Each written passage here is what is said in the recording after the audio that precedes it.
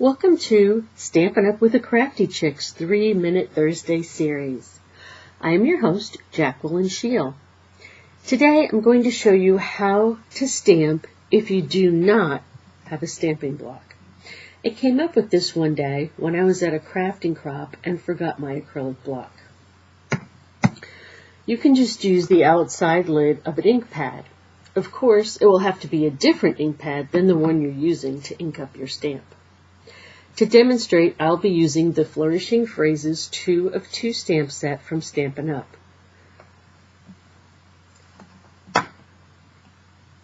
Let's use the Congratulations clear rubber stamp.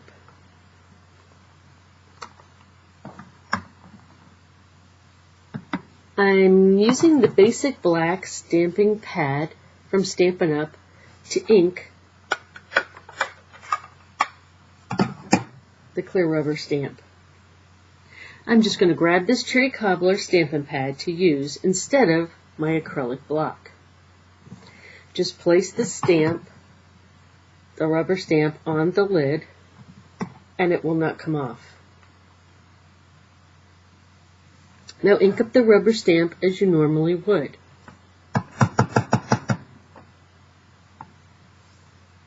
Place it on the paper,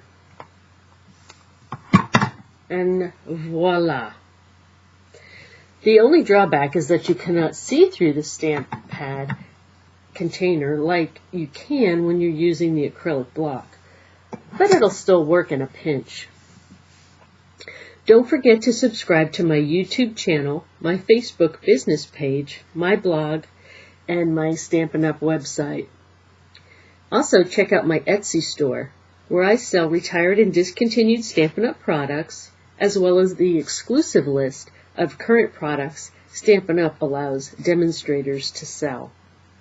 Thank you for joining me in Stampin' Up! With aCraftyChick's 3-Minute Thursday.